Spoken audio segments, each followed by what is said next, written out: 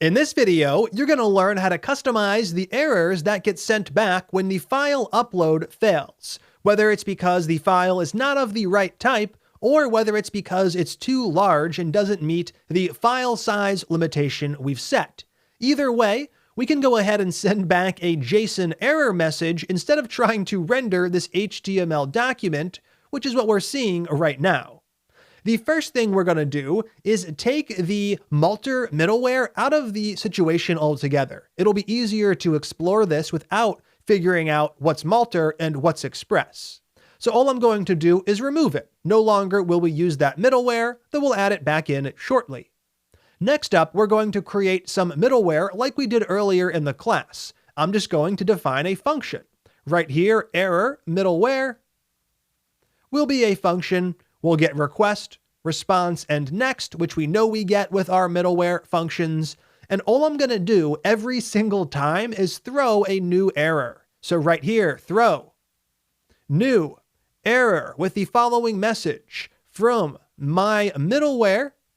And this is what we're going to register as the middleware to use for post upload. So right here, I will reference that function. Perfect. Now, with this in place, we can go ahead and run this route from Postman and see what we get back. I'm going to head over to Postman, switch over to post/upload. I'll fire that off, and what do I get? Down below, I get some HTML. It looks exactly like what I had before. The only difference is that the error is now the one that we've provided. So here we've completely taken Multer out of the equation, but we're still seeing a very similar response where we're getting an HTML document back. We can go ahead and address that using our own little middleware example, and the same solution will work once we bring Multer into the mix. Now the problem here is that the middleware is throwing an error and we haven't registered any code to run when that happens. We can go ahead and do that by providing another callback function down below. So after the route handler, which only runs when things go well, we'll provide another function with the following arguments. The first is the error that we're catching. Then we have the request and response arguments. And then we have next, which we could optionally use, but which we won't. It's important that we provide all four of these so Express knows that this function is designed to handle errors. Now down below, we can actually choose what we want to send back, and we can go ahead and customize it to fit our needs. So for example, I could use the following response.status to set up a 400, and then I could use send to send that back. Let's go ahead and save the program with our one function added on to the end of the post call, and we're going to run the exact same request from Postman. I'll send that off, and what do I get down below? I have a 400, the status code we set up, with an empty body, which is exactly what I specified. Now from here, we can take things even further and actually send the correct error message back. So I could send back some JSON with the error property, where the value comes from the message property on the error itself. This would allow the client to know why things failed, and if I go ahead and rerun the request with this code saved, I would expect to see my message showing up. So right here, I have from my middleware showing up, which is great. Now, the client is getting a useful error message back in JSON as opposed to that HTML page. With this in place, all we need to do is swap out the error middleware with the middleware we were using before. So right here, I'm going to remove the function, and I will use upload.single once again. Right here, I am uploading what I believe I called upload. Let's go ahead and double check that over in the request. Yes, that is correct. And with that in place, we no longer have a need for that middleware function we defined. Now what we have is an upload endpoint that accepts images, but also correctly handles errors when things go wrong. So let's go ahead and make something go wrong. Over here, we are currently uploading sample doc file. This should work since it is a document. I send it off, and like we had before, I get my 200. Now let's go ahead and swap that out for something else.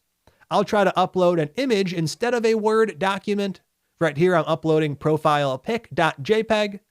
I send that off, and what do I get? I get my error message as a nice, clean JSON response body.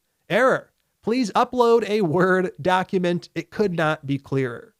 So all we really did was we added another function onto the end of the route handler call, in this case app.post, but the same strategy would work for patch, delete, get, or anything else.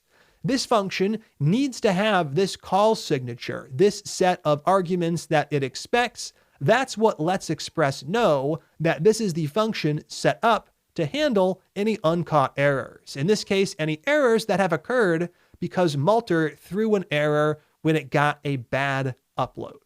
So all we did is add this function. Now it's your challenge to do the exact same thing for the other route we've been working on. I'm going to head over to the user router where I'll paste in some challenge comments right here. What I'd like you to do is clean up the error handling.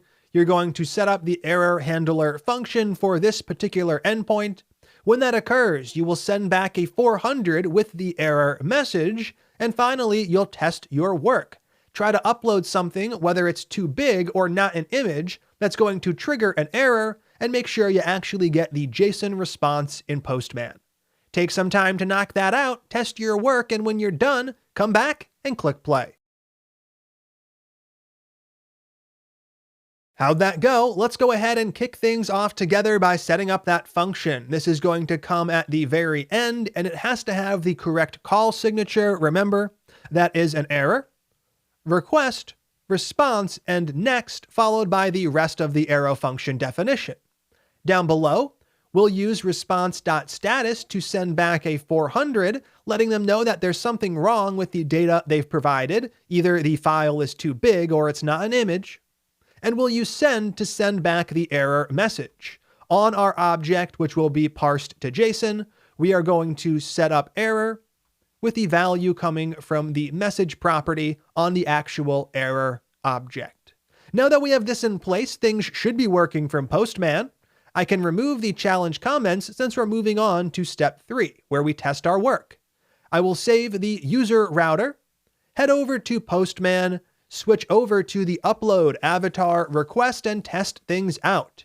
Now right here, I'm trying to upload a PDF that failed before, and it should still fail, just with a different response body. Right here, please upload an image, which is fantastic.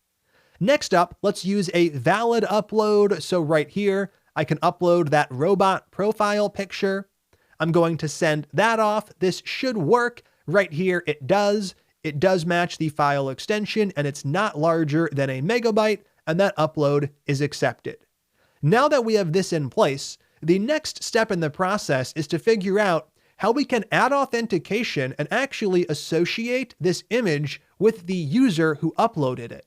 That's what we're going to focus on in the next lesson, so let's go ahead and jump into that.